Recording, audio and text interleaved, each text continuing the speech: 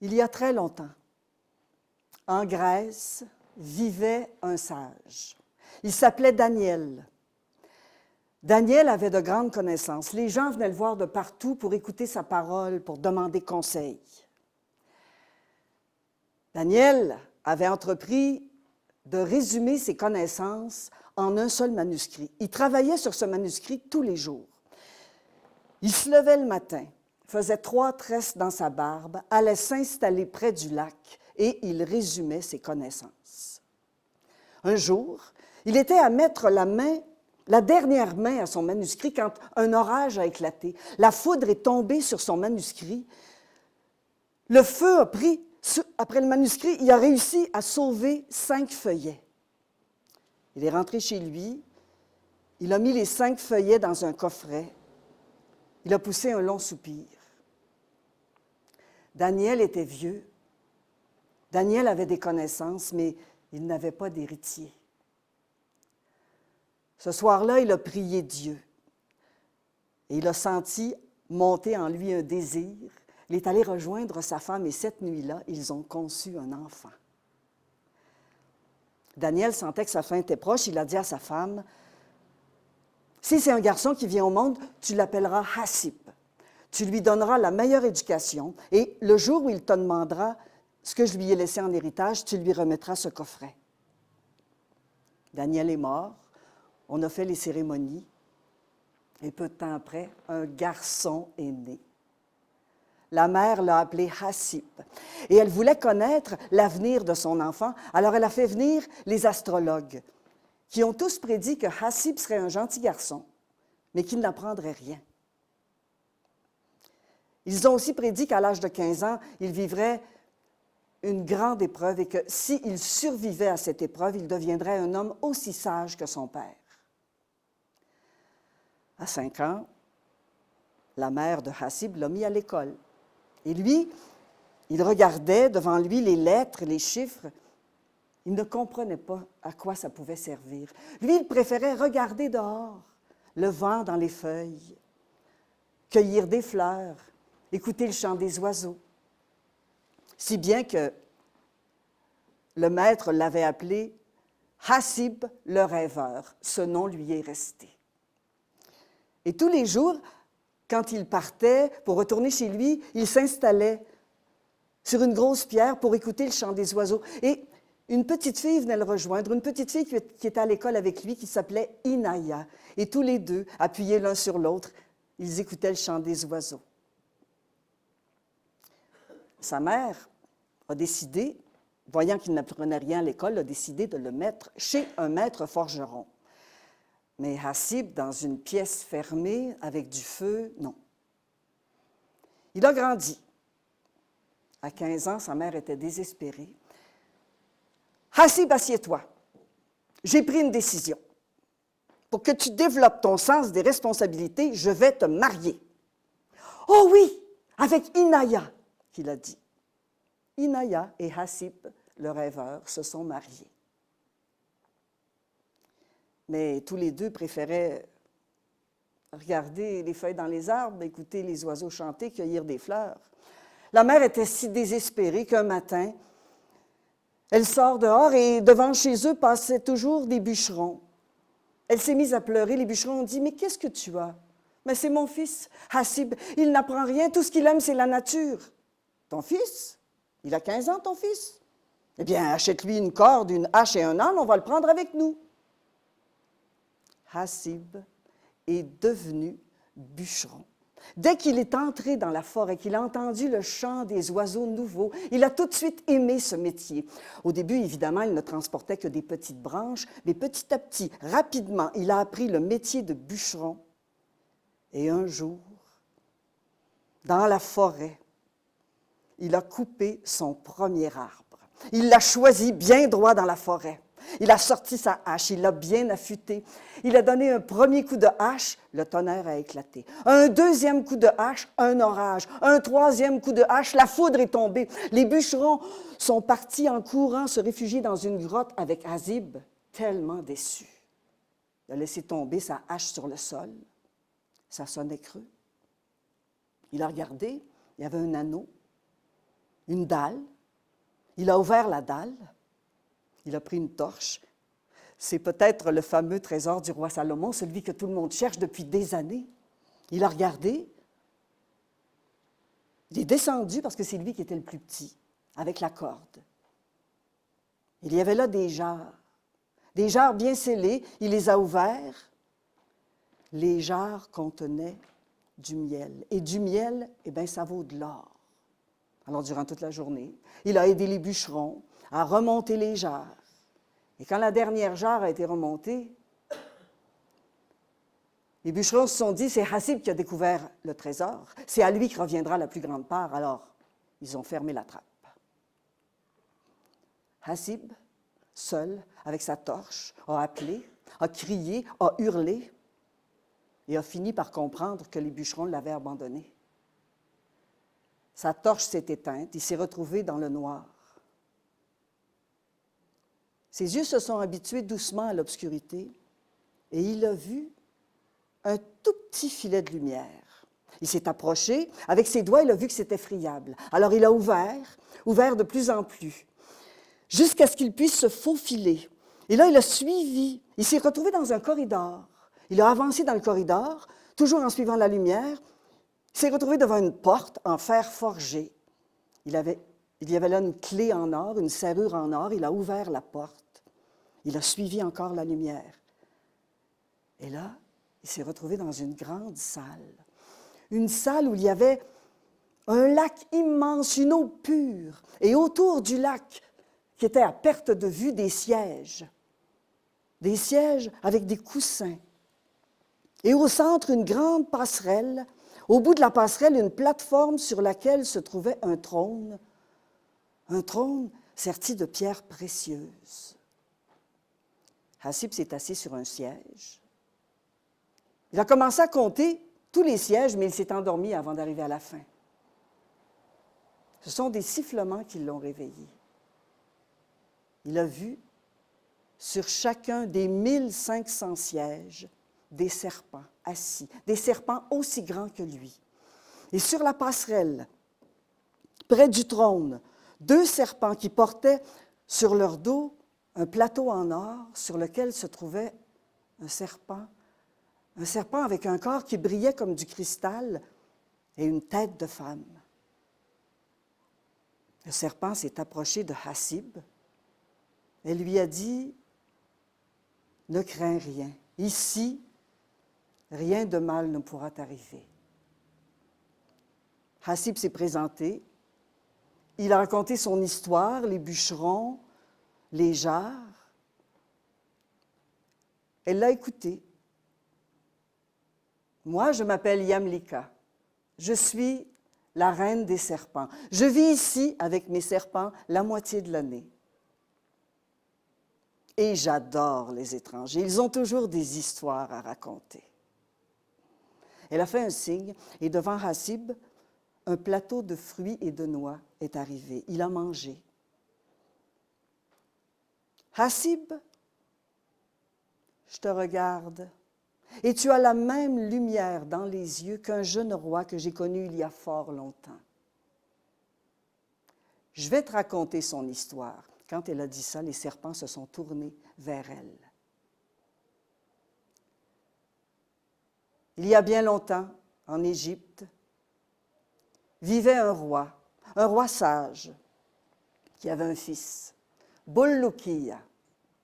Bulukiya, tout petit, aimait apprendre, posait des questions, aimait à lire, si bien que son père l'avait surnommé Bulukiya l'assoiffé. Et Bulukiya, depuis sa tendre jeunesse, faisait toujours le même rêve. Il rêvait à un visage d'homme. Il rêvait que cet homme avait une couronne, que cet homme était un roi, que cet homme le prenait sur ses genoux et parlait à d'autres gens rassemblés. Et Bulukiya appuyait sa tête sur la poitrine de ce roi et s'endormait en écoutant ses paroles. Toujours, il faisait ce rêve. Il a grandi. Un jour, son père est mort, Bulukiya est devenu roi d'Égypte. Et comme tout bon roi, il a visité les salles des trésors. tous les trésors que son père avait ramassés au fil de son règne, des tapisseries, des bijoux, de la vaisselle. Et puis, il est arrivé devant une petite porte qu'il a ouverte. Dans cette pièce, il n'y avait rien. Seulement, au fond, un petit oratoire. Et devant, un socle en marbre sur lequel se trouvait un coffret. Bulukiya s'est approché, a ouvert le coffret. S'y trouvait un parchemin. Il a déroulé le parchemin. Il a reconnu l'écriture de son père. Il a lu le parchemin. Plus il lisait le parchemin, plus son corps était secoué de tremblements. Les larmes coulaient sur ses joues. Un sourire est apparu sur ses lèvres. Bulukiya était amoureux de ce qu'il lisait. Le parchemin parlait de la venue d'un prophète, un prophète qui ferait que les lions et les gazelles boiraient ensemble, un prophète dont le nom était écrit dans le grand livre du destin. Bulukiya a mis le parchemin sur son cœur. Il a revêtu des habits de voyage, il a quitté le palais. Il s'est dit, le seul endroit où je peux trouver des traces de mon prophète, c'est à Jérusalem. Il a pris un bateau. Après plusieurs jours, le bateau s'est arrêté pour le ravitaillement. Bulukiya est descendu. Il s'est installé au pied d'un arbre. Il a lu son parchemin et s'est endormi. À son réveil, le bateau était reparti. Alors, il a marché sur cette île et il a vu au loin des serpents aussi grands que lui et 2 serpents qui portaient sur leur dos un plateau en or sur lequel je me trouvais, moi, Yamlika, la reine des serpents. Bulukiya m'a raconté le parchemin, le prophète. Mais Bulukiya, je lui ai dit, ton prophète, il n'arrivera pas avant des milliers d'années. Rentre chez toi. Il ne m'a pas écouté. Il a repris un bateau jusqu'à Jérusalem. Jérusalem. Des gens debout qui prient, d'autres assis, les yeux fermés. Bulukiya s'est installé sur une pierre. Il a déroulé son parchemin, il a lu. Les gens le regardaient, lui qui avait l'air si noble. Et à un moment, un homme s'est avancé vers lui, tout en noir, avec un livre à la main. Oufan, il s'appelait. C'était un savant. Il a invité Bulukiya à venir chez lui, ils ont mangé, et après le repas, Oufan a demandé à Bulukiya, « Mais qu'est-ce que tu fais? Tu as l'allure d'un roi, qu'est-ce que tu fais à Jérusalem? » Eh bien, Bulukiya a raconté son histoire, le parchemin, le prophète, et sa rencontre avec moi, la reine des serpents. Et quand il a dit mon nom, Oufan a ouvert de grands yeux. Bulukiya, depuis toujours, ma quête, c'est de m'emparer de l'anneau du roi Salomon qui donne le pouvoir sur toute créature. J'ai lu dans un livre que le tombeau du roi Salomon repose au-delà des 7 mers, qu'aucun bateau ne peut s'y rendre, que la seule façon de s'y rendre, c'est de trouver la plante qui permet de marcher sur l'eau. Et la personne qui connaît cette plante, c'est la reine des serpents. Tu me dis que tu l'as rencontrée. Mène-moi jusqu'à elle. Nous nous emparerons de l'anneau du roi Salomon et puis nous irons boire à la fontaine de jouvence. Comme ça, tu pourras vivre jusqu'à l'arrivée de ton prophète. Bulukiya a accepté. Lui et Oufan se sont dirigés vers mon île, ont construit une cage. Une cage dans laquelle ils ont mis une coupe de vin et une coupe de lait. Et moi, chaque jour, je marche, je prends soin de mes plantes, elles me parlent, j'ai vu la cage, je suis entrée, j'ai bu le lait et je me suis endormie. Quand je me suis réveillée, Bulukiya et Oufan étaient à mes côtés. Ne t'inquiète pas, Yamlika, nous te libérerons dès que nous aurons trouvé ce que nous cherchons. Nous avons marché. Et nous sommes arrivés à la plante qui permet de marcher sur l'eau. Ils en ont extrait le sucre, ils ont mis le sucre dans les fioles, ils se sont enduits les pieds. Et au moment où ils étaient pour partir en mer, j'ai dit, « Mais qu'est-ce que vous cherchez? » L'anneau du roi Salomon, mais Bulukiya. Aussi vrai que tu ne rencontreras jamais ton prophète, jamais tu ne pourras t'emparer de l'anneau du roi Salomon. Ils ne m'ont pas écouté. Ils sont partis sur l'eau. Et moi, je suis rentrée, retrouver mes serpents.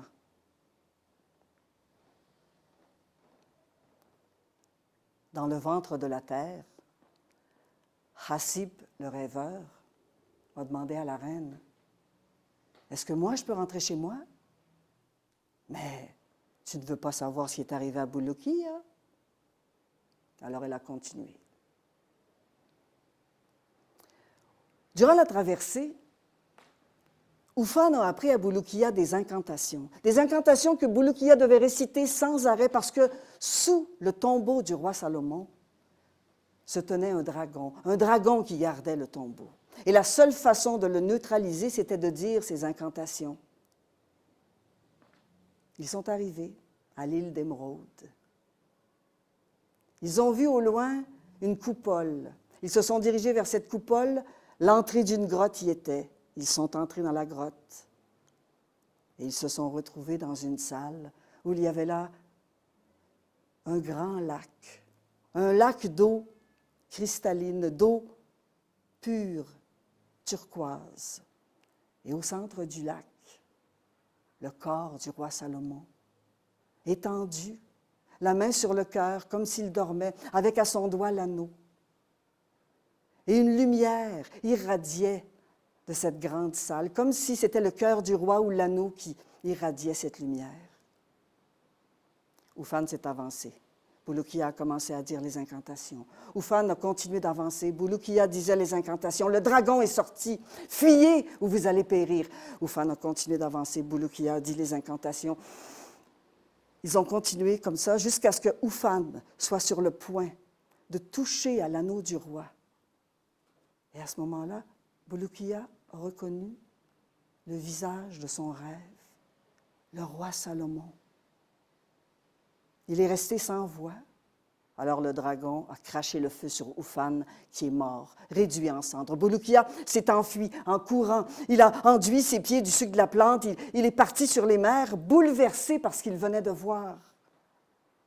Il avait enfin trouvé le visage de son rêve, mais il savait que ne pouvant s'emparer de l'anneau du roi Salomon, jamais il ne rencontrerait son prophète.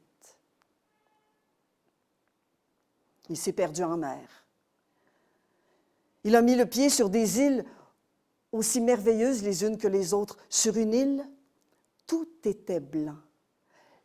Les arbres, les fleurs, les animaux, les montagnes. Sur une autre île, des jeunes filles sortaient de la mer le soir venu avec des pierres précieuses dans les mains et discutaient toute la nuit avec des fauves pour retourner au fond des mers au matin.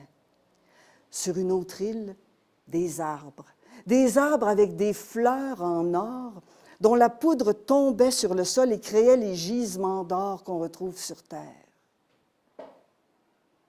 Il a mis pied sur une île. Il a marché et il a vu au loin des génies qui se battaient. Il s'est approché. Un génie est venu vers lui en disant « Mais tu es un étranger, qu'est-ce que tu fais ici ?» Bulukiya a raconté son histoire. Le génie a souri, il a dit « Notre roi va adorer ton histoire. » Bulukiya a suivi le génie jusque dans une grande plaine, une plaine où se trouvaient des tentes en soie verte et au centre, une tente en soie rouge. Bulukiya est entré. Il y avait au fond un trône en pierre précieuse sur lequel était assis un roi, le roi des génies, le roi des terres blanches, et de chaque côté des grandes tables. Bulukiya a raconté son histoire au roi. Le roi a souri, a fait un signe, et des plateaux de nourriture sont arrivés, des plateaux de chameaux bouillis, des plateaux de chameaux grillés, des têtes de moutons, des montagnes de fruits, de noix. Bulukiya est allé s'asseoir près du roi qui l'a invité à ses côtés et il a mangé. Il a vu les génies manger 1500 plateaux et à la fin, il ne restait plus rien. Bulukiya a demandé au roi, « Mais dites-moi, d'où vous vient votre si grand appétit? » « Ah! Bulukiya, je vais te raconter, te révéler ce que peu d'humains savent.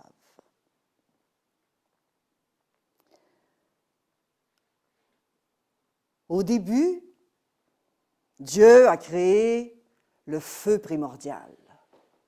De ce feu, il a créé deux êtres.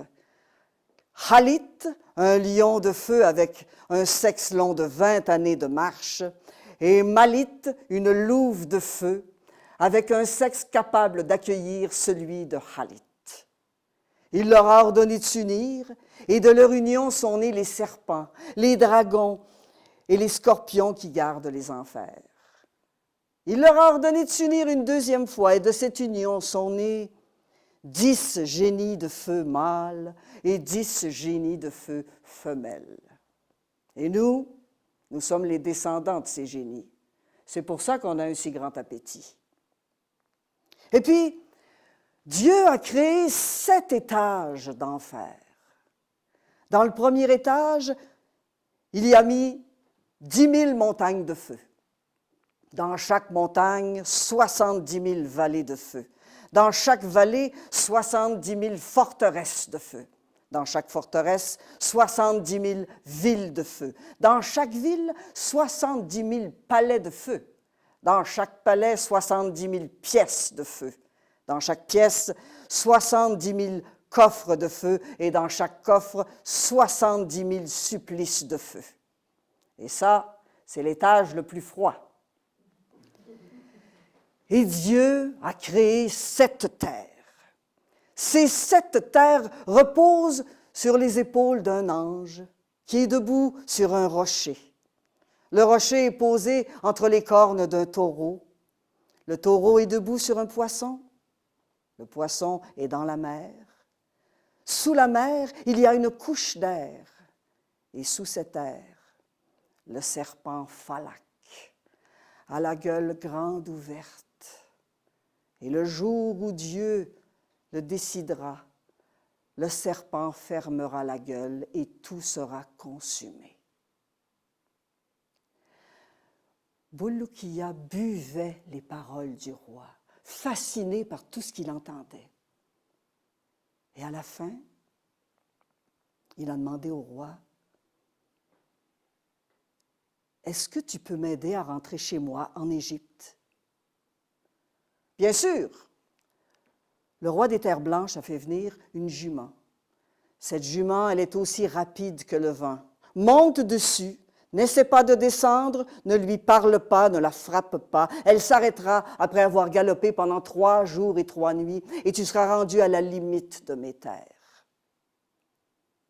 Tu auras franchi l'équivalent de 72 mois de marche. Et Bulukiya est monté sur la jument. Elle s'est arrêtée. Bulukiya a vu au loin une grande montagne, une montagne dont le sommet se perdait dans les nuages. Il a marché vers cette montagne. Au pied de la montagne se tenait un ange dont une aile touchait l'Orient et l'autre aile touchait l'Occident. Il tenait dans ses mains un livre. Bulukiya lui a demandé qui il était, ce qu'il faisait. « Je suis l'ange responsable de l'alternance de la nuit et du jour. Quand je lis une ligne blanche, c'est le jour. Quand je lis une ligne noire, c'est la nuit. Je m'appelle Michael. » Bulukiya a marché dans la montagne. Il s'est retrouvé devant la porte un ange. Qu'est-ce qui se trouve derrière cette porte? L'ange a ouvert la porte et se trouvait là une étendue d'eau infinie. Ici se trouvent les eaux douces et les eaux salées, toutes les eaux qui alimentent vos sources, vos ruisseaux, vos rivières, vos fleuves, vos lacs et vos mers. Bulukiya a continué son chemin. Au sommet de la montagne, un ange si grand que Bulukiya ne voyait pas son visage. L'ange fermait et ouvrait les mains. Bulukiya lui a demandé ce qu'il faisait. « Je tiens dans mes mains les veines de la terre. Quand je ferme les mains, la terre tremble. Quand j'ouvre les mains, la terre s'apaise. » Bulukia, au sommet de la montagne, a regardé bien loin. Et il a vu un petit point blanc. Il a descendu la montagne, s'est dirigé vers le point blanc. En fait, c'était un jeune homme tout habillé en blanc, un jeune homme qui était assis entre deux tombes près d'une rivière. Bulukia s'est présenté, a raconté son histoire. « Ton histoire est belle, mais si tu restes avec moi, je te raconterai la mienne, elle est encore plus merveilleuse que la tienne. » Bulukia s'est assis. Le jeune homme était un prince, le prince de Kaboul. Il s'appelait Jancha. Jancha était un enfant aimé, attendu. Quand il est né, ses parents avaient fait venir les astrologues pour connaître son avenir. Et ils avaient dit que Jancha serait un redoutable chasseur et un grand guerrier, mais qu'il lui arriverait une immense peine à l'âge de 15 ans, et que s'il survivait à cette immense peine, il deviendrait un roi aussi grand que son père. À l'âge de 15 ans, son père a organisé une grande chasse qui a duré 3 jours et 3 nuits. Jancha et ses hommes, sur leurs montures, sur leurs chevaux magnifiques, ont chassé. Et au matin du 3e jour, Jancha a vu une biche blanche. Il a dit à ses hommes, « Celle-là, elle est pour moi. » Il a galopé à sa poursuite. Et la biche galopait aussi vite que lui jusqu'à l'arrivée d'un fleuve. Jancha est arrivé au fleuve, la biche a bondi de l'autre côté. Le fleuve avait un courant très fort. Alors les hommes sont arrivés, Bulukia a laissé un homme avec les chevaux et avec ses autres hommes, ils ont pris la barque pour tenter d'atteindre l'autre côté. Mais le courant était si fort qu'ils ont eu du mal à garder la barque à flot et ça a duré des heures et des heures, si bien qu'ils se sont perdus. Ils ont vu une terre au loin, ils ont mis pied à terre. Jancha et ses hommes se sont avancés, ont marché. Ils ont vu dans une rivière un vieil homme dans l'eau jusqu'à la taille. « Hé, l'ami, tu peux nous dire où on est? » Le vieil homme s'est approché d'eux, il a posé pied à terre, et au même moment, son corps s'est séparé en deux. La moitié de son corps est partie vers les montagnes, l'autre moitié s'est dirigée vers un des hommes de Jancha, il l'a dévoré. Jancha s'est retourné et il a vu d'autres hommes dévaler la montagne dont le corps se séparait en deux. 3 de ces hommes ont été mangés, dévorés, tout rond, et Jancha, avec ses autres hommes, ont repris la barque et ont essayé de trouver une autre terre qui pourrait les accueillir. Ils ont mis pied sur une terre. Et cette fois-ci, Jancha a dit à ses 3 hommes, « Allez en éclaireur. » Ils sont partis. À leur retour, ils ont dit à Jancha qu'ils avaient trouvé un palais.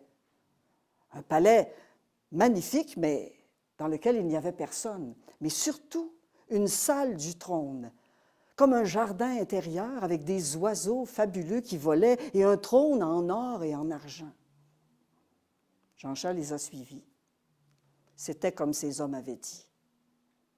Quand il a vu le trône, il s'est assis, ses hommes à ses côtés. Il a pensé à ses parents qu'il croyait sûrement morts. Il a entendu des cliquetis et il a vu entrer dans la salle du trône des singes aussi grands que lui avec des armures, des poignards, des épées. Et celui qui semblait être le chef s'est approché de lui, s'est prosterné. « Tu vas nous mener à la victoire, » qu'il a dit. Et Jancha a appris que les singes étaient en guerre depuis des années contre les ogres de la montagne. Il a appris que leur roi venait de mourir et que celui qui s'assoirait dans ce trône, il était écrit que cet homme les mènerait à la victoire. Le lendemain matin, on a présenté à Jancha l'armée des singes. Ils avaient des montures immenses, des chiens aussi grands que des chevaux. On a donné des montures à Jancha et à ses hommes. Et Jancha a regardé chacun des singes. Ils avaient des poignards, des épées, des sabres, mais aucun archer.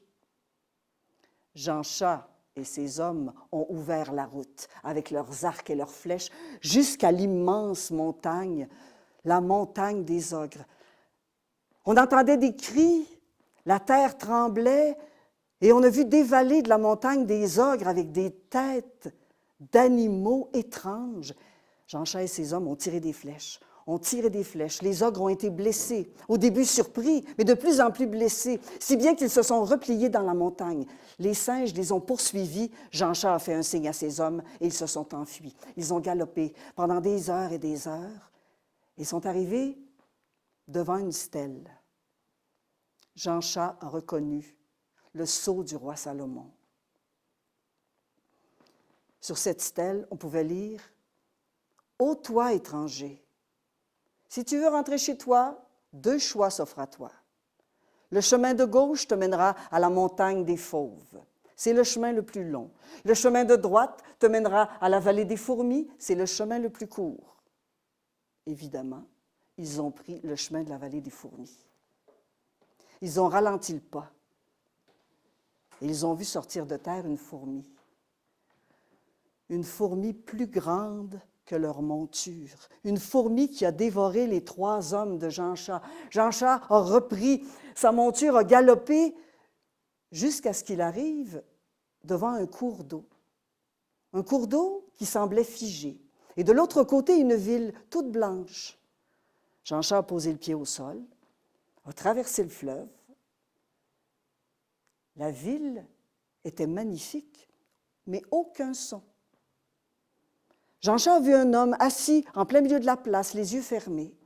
« Dis-moi, tu peux me dire dans quelle ville je suis? » Et l'homme lui a fait signe. Jean-Chat s'est assis.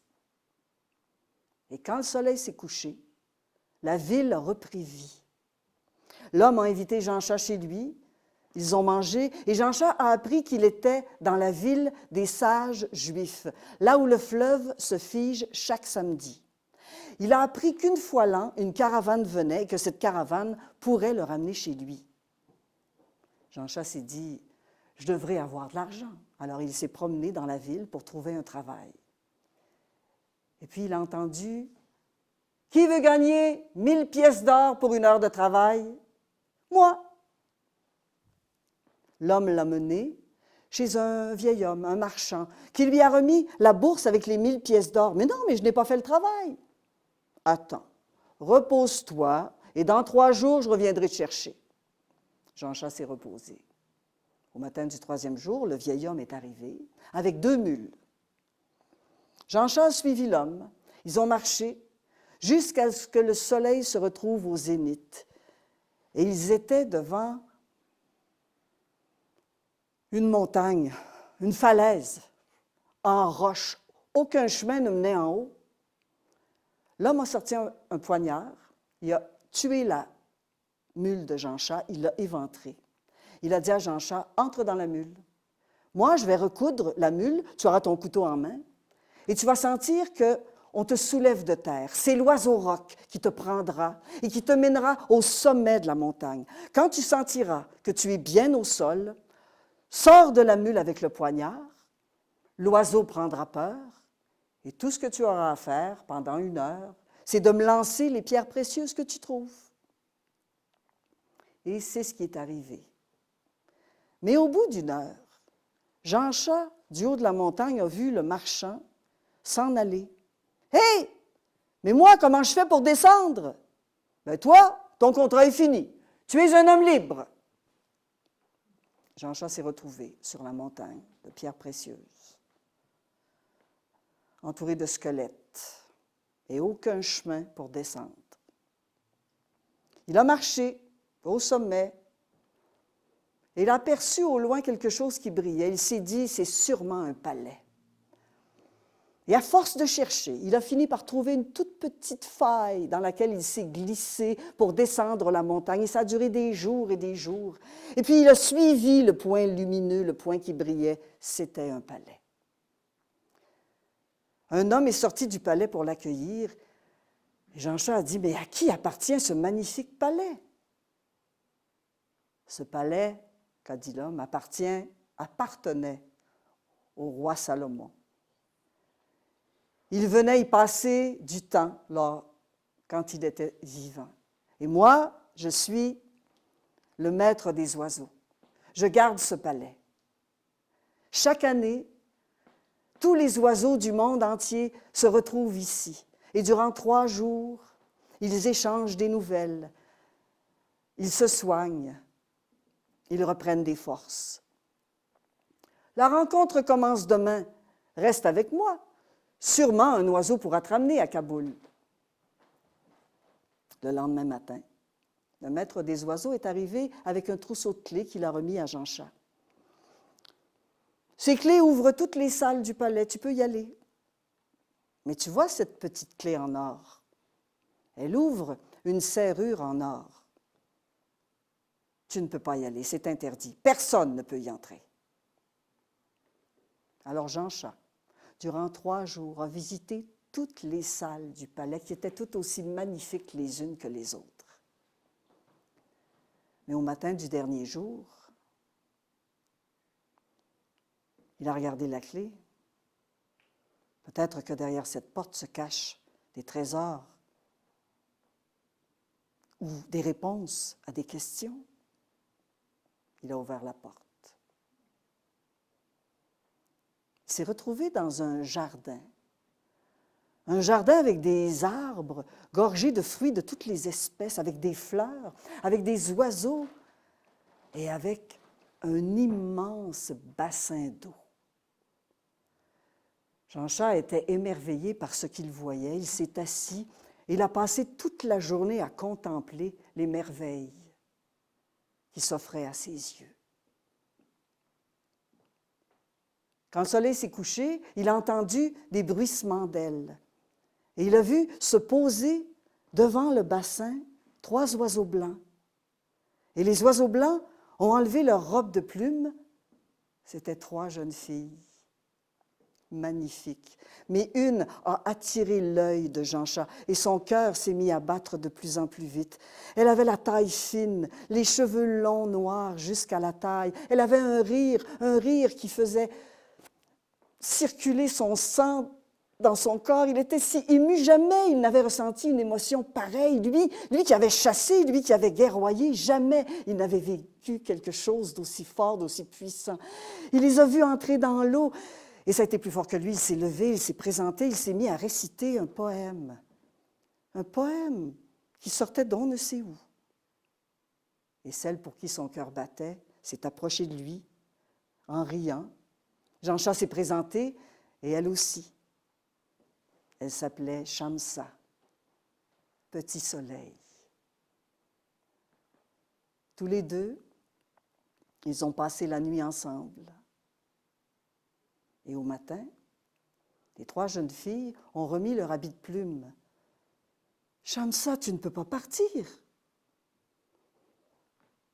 Je vais mourir. » Alors elle a pris une toute petite plume de son plumage et elle l'a mis dans la main de Jean-Chat. Puis elle s'est envolée. Jean-Chat s'est évanoui. Le maître des oiseaux l'a retrouvé dans la pièce interdite. « Mais qu'est-ce que tu fais? Tu ne pouvais pas y entrer. Ces jeunes filles viennent une fois l'an s'y baigner. Ce sont sans doute des filles de génie. Leur roi, et leur père est sûrement un grand roi, mais tu ne peux pas. J'ai trouvé un oiseau qui va te ramener chez toi à Kaboul. » Et Jean-Chat a parlé de l'amour qu'il éprouvait pour Shamsa, petit soleil. Le maître des oiseaux a bien vu que c'était un amour unique, alors il lui a dit de rester jusqu'à l'an prochain. Et durant toute cette année, Jean-Chat a écrit des chants, a écrit des musiques, des poèmes pour sa douce. Et quand la grande rencontre des oiseaux est de nouveau arrivée, Jean-Chat s'est installé et il a attendu Shamsa. Quand il l'a vue, son cœur voulait exploser. Elle est sortie de l'eau, elle riait, il lui a montré la plume. Ils ont passé la nuit ensemble. Et Jean-Chat s'est souvenu de ce que le maître des oiseaux lui avait dit. Repère son plumage, cache son plumage et ne lui redonne sous aucun prétexte. Elle n'a pas demandé son plumage. Ils ont passé la nuit ensemble. Et le maître des oiseaux les a trouvés au matin, dans les bras l'un de l'autre, endormis, un sourire aux lèvres. Alors il a célébré la noce. Et Jean-Chat et sa bien-aimée Shamsa sont restés chez le maître des oiseaux. Un jour, Jean-Chat était pâle. Il pensa à ses parents qu'il croyait sûrement morts. « Je veux rentrer à Kaboul. » Mais c'est simple. Tu n'as qu'à me redonner mon habit de plume et tu grimperas sur mon dos. Nous irons à Kaboul. C'est ce qu'ils ont fait. Et rendus à Kaboul, les parents étaient si heureux enfin de revoir leur fils, et en plus qui ramenait une épouse, une fille de génie. Alors le père de Jean-Chat a dit, « Shamsa, qu'est-ce qu'on peut t'offrir comme cadeau de noces? » Un palais en cristal, avec au centre une rivière. Alors Jean-Chat s'est occupé de faire construire le palais pour qu'il soit exactement comme Shamsa le désirait. Et quand il regardait les oiseaux dans le ciel, « Si un jour elle me quitte, j'en mourrai. » Alors il a pris son plumage et il l'a fait sceller sous une dalle à l'entrée du palais. Et quand le palais était terminé, ils sont entrés tous les deux, mais Shamsa s'est attardée près de la dalle. Elle a senti son plumage. Et elle est entrée dans le palais. Le lendemain matin, Jean-Chat a vu la dalle soulevée, le plumage disparu, il a compris. Elle avait laissé un mot pour lui. « Mon cher amour, si tu m'aimes autant que je t'aime, viens me rejoindre au royaume de Jawar. » Alors Jean-Chat a pris la lettre, est allé voir son père. « Dis-moi où se trouve le royaume de Jawar. Je dois y retrouver Shamsa. » « Je ne sais pas où est le royaume de Jawar. » Alors il a fait venir les conseillers, les sages. Personne ne connaissait Jawar. Alors il a envoyé des émissaires le plus loin possible. Et les messagers revenaient, bredouilles, et à chaque fois, Jean-Chat devenait de plus en plus pâle. Et quand le dernier messager est rentré, Jean-Chat s'est enfermé dans le silence, ne mangeait plus, ne dormait plus. Une nuit, il s'est levé, il s'est habillé, il est sorti du palais, il a pris son cheval. Il a traversé l'île où les hommes se séparaient en deux. Il a traversé l'île des singes, du roi... oui, c'est ça, hein, le roi, merci, le roi des singes. Et puis, il s'est rendu jusqu'à la ville des sages juifs. Et puis, jusque chez le marchand, jusqu'en haut de la montagne de pierres précieuses et jusque chez le maître des oiseaux, qui ne connaissait pas Jawar non plus. Mais le maître des oiseaux a dit, attends, Jean-Chat, demain commence la grande rencontre des oiseaux. C'est sûr qu'un oiseau saura où se trouve Jawar. Et le lendemain, quand il a posé la question, personne ne connaissait Jawar. Attends, a dit l'oiseau voyageur, le roi des fauves, il a des grandes terres. Lui, il connaîtra sûrement Jawar. Alors Jean-Chat est monté sur les ailes de l'oiseau voyageur qui l'a mené jusqu'au roi des fauves qui ne connaissait pas Jawar. Attends, mon frère, le roi Chamak, il a des terres encore plus grandes que les miennes, des terres inconnues. Lui saura. Alors Jean-Chat, sur le dos d'un fauve, s'est rendu jusque chez le roi Chamak, qui ne connaissait pas Jawar. Attends, il y a au-delà de la montagne un vieil ermite qui vit depuis longtemps. Un vieil ermite qui connaît des langues mystérieuses, des terres inconnues. Yaghmous, il s'appelle. Lui, il saura sûrement où se trouve Jawar. Et le roi Chamak a fait venir le grand oiseau avec 2 paires d'ailes qui volent 2 fois l'an. Jean-Chat est monté sur son dos et s'est rendu jusque chez Yaghmous. Jean-Chat a vu un homme grand, tout en noir, avec une barbe noire, un visage sans âge, un grand bâton. Et sur son épaule, un oiseau noir déplumé qui dormait. Ô toi, vénérable Yagmous, toi qui connais des terres étranges, des langues mystérieuses, toi qui vis depuis Noé, notre patriarche, dis-moi, où se trouve le royaume de Jawar? Yagmous ne connaissait pas Jawar. Jancha s'est effondré. Mais l'oiseau sur son épaule a ouvert un œil. Jawar? Je connais le royaume de Jawar. Quand j'étais petit oisillon au nid avec mes frères, nous vivions à la montagne de cristal et mes parents, à cause d'une grande famille, avaient dû aller chercher à manger au-delà de la montagne de cristal. Et puis, ils avaient été capturés par 2 génies qui les avaient menés devant un roi qui avait ordonné qu'on leur tranche la tête. Mais mes parents avaient dit qu'ils avaient au nid des oisillons. Et comme le roi venait d'avoir une petite fille, il leur a laissé la vie sauve, en leur faisant promettre de ne jamais remettre les pieds au royaume de Jawar, ni eux, ni leurs descendants. Et mes parents sont revenus. Si tu veux, moi, je te mènerai à la limite du royaume de Jawar. Jancha a retrouvé le sourire et il a vu l'oiseau sur l'épaule de Yagmous se déployer, lisser ses plumes, devenir si grand que Jancha a monté sur son dos et que l'oiseau l'a mené à la limite du royaume de Jawar. Jancha a marché, aussitôt 2 génies l'ont pris et l'ont mené devant le roi. « Dans mes bras, mon fils, nous t'attendons depuis si longtemps. » Jancha a rencontré le roi, la reine, et il a vu venir vers lui. Petit soleil.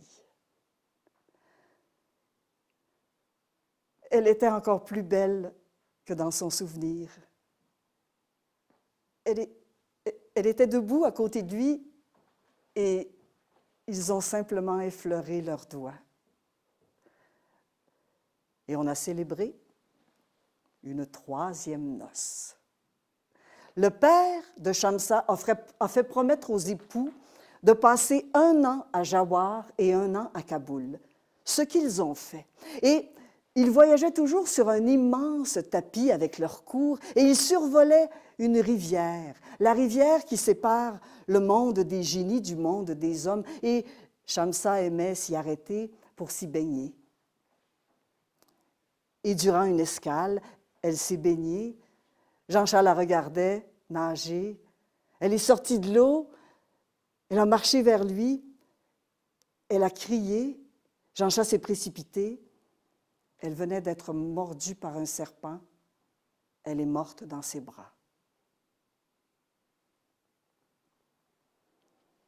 Jancha a demandé au père de sa bien-aimée de faire creuser la tombe de Shamsa au pied, près de la rivière, et de faire creuser une tombe pour lui. Il est là, entre 2 tombes, depuis la mort de sa bien-aimée, et il attend sa propre mort.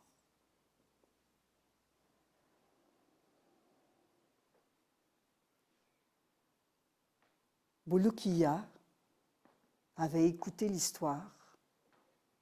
Il a essuyé ses yeux. « Mais Jancha, souviens-toi de la prédiction. Si tu survivais à une grande peine, tu deviendrais un roi aussi puissant que ton père. Viens avec moi, nous régnerons ensemble en Égypte. » Mais Jancha a refusé. Alors Bulukiya a repris le chemin vers l'Égypte. Jancha l'a regardé partir, et quand ses yeux se sont posés à nouveau sur la tombe de Shamsa, il y avait là un oiseau blanc.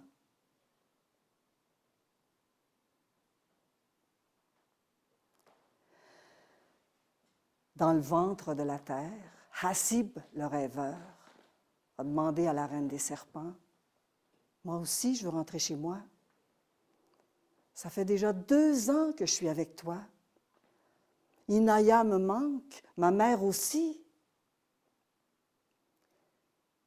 Si je te laisse partir, Hasib, tu iras au hammam et ça causera ma mort. Mais je te promets de ne plus jamais entrer dans un hammam de ma vie. Je me baignerai chez moi. Laisse-moi partir. » La reine refusait. Eh bien, Yamlika, dis-moi, est-ce que Bulukiya a réussi à rentrer chez lui en Égypte? Bulukiya a marché longtemps, jusqu'à ce qu'il arrive devant un arbre, un figuier, gorgé de fruits. Et dans l'arbre, un oiseau avec un bec en or, des pattes en argent, des plumes en émeraude. Mais quel est cet arbre? Et l'oiseau a dit, c'est l'arbre de la connaissance. Moi, je suis un oiseau du paradis et je garde cet arbre. Et tu vois, au pied de l'arbre, cette grande table, eh bien, chaque vendredi, un envoyé de Dieu vient y manger avec l'étranger qui s'y trouve. On verra bien qui ce sera aujourd'hui. L'oiseau du paradis et Jean-Chan ont vu s'approcher un homme. À chacun de ses pas, l'herbe verdissait. Les fleurs s'ouvraient et s'inclinaient devant lui. « Ah, tu as de la chance, » a dit l'oiseau. « C'est le verdoyant. C'est un prophète. Il ne descend que 2 fois l'an. Il a bu à la fontaine de jouvence. » Le verdoyant s'est assis, Bulukiya et lui ont mangé. Et à la fin du repas, Bulukiya a demandé au verdoyant, « Est-ce que tu peux m'aider à rentrer chez moi en Égypte? »« Chez toi en Égypte? Mais c'est à 95 années de marche. » Bulukiya a poussé un soupir. Le verdoyant lui a fait signe de se lever. Il a dit, « Ferme les yeux, prends un pan de mon manteau et fais un pas. » Et quand Bulukiya a ouvert les yeux de nouveau, il était devant son palais en Égypte. Il s'est retourné pour remercier le verdoyant. Il était disparu.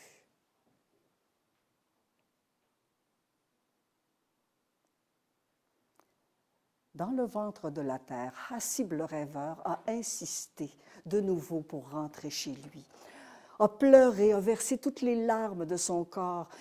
Les serpents se sont rassemblés autour de Yamlika pour la supplier.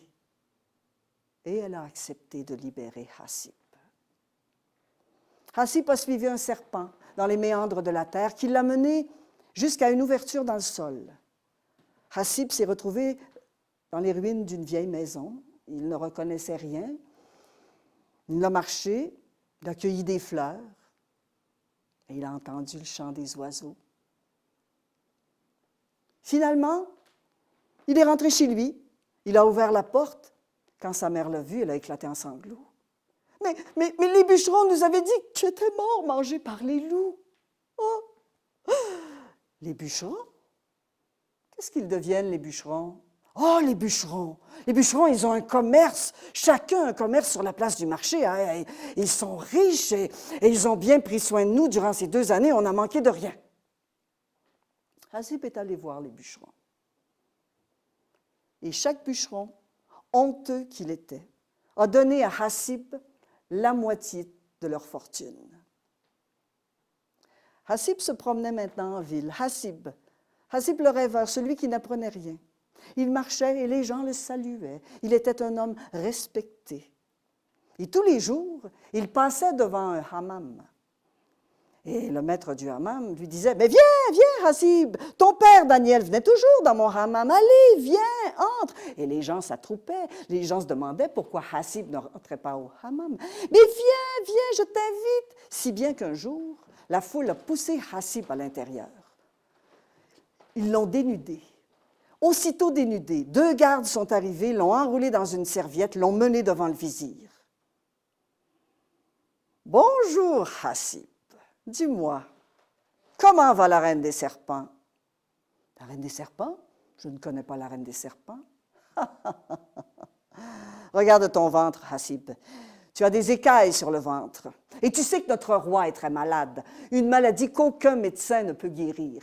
Eh bien, il est écrit dans un livre qu'un jour, un homme entrerait au hammam avec des écailles sur le ventre, que cet homme aurait vécu 2 ans chez la reine des serpents et que c'est la reine des serpents qui pourrait guérir notre roi. Alors, dis-nous, où est la reine des serpents?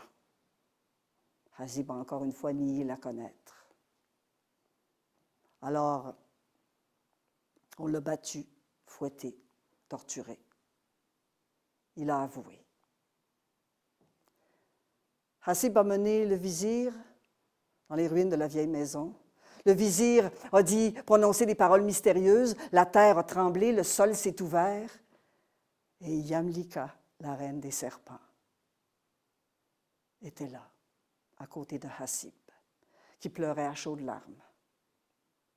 Elle l'a regardé, elle a vu ses blessures, elle a dit « Tel était mon destin, Hassib. » Alors le vizir a ordonné qu'on s'empare de la reine. « Non, c'est Hassib qui va me porter. » Et elle s'est faite toute petite autour du cou de Hassib. Et elle lui a murmuré « Quand nous arriverons, le vizir voudra que tu me tues, mais tu n'es pas un assassin. Il va te demander, une fois que je serai morte, de séparer mon corps en 3 morceaux, de faire bouillir ces 3 morceaux de ma chair, de recueillir la première écume, de la mettre dans une fiole verte et de la garder pour lui, de recueillir la 2e écume, de la mettre dans une fiole rouge et de la garder pour toi. Tu feras le contraire. Et puis, une fois que tout sera terminé, tu prendras un morceau de ma chair, tu la donneras au roi, un morceau à chaque jour, et au bout de 3 jours, le roi sera guéri. » Rendu dans la grande cour, Hassib a vu la reine,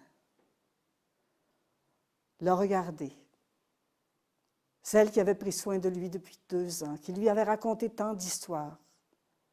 Il l'a vue fermer ses yeux pour toujours. Et il a fait comme elle avait dit.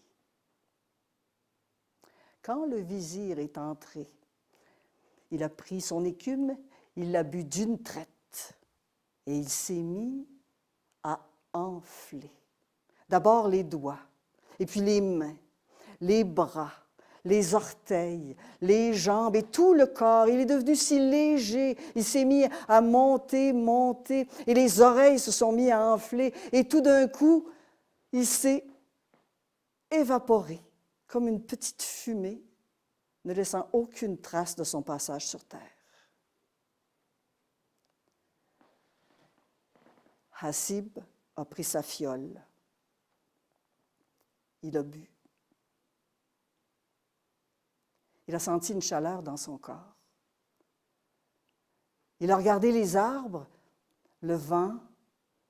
Il a connu le secret des vents. Il a regardé les fleurs. Il a compris les vertus de chacune des plantes. Il a levé les yeux au ciel. Il a connu le mouvement des planètes. Il a guéri le roi. Le roi a demandé à voir son vizir. Hassib lui a raconté. Alors le roi a fait de Hassib son vizir. Hassib, le rêveur, celui qui n'apprenait rien, était devenu si respecté que les gens s'inclinaient devant lui quand ils le voyaient. Un matin, il a dit à sa mère, « J'ai fait un drôle de rêve.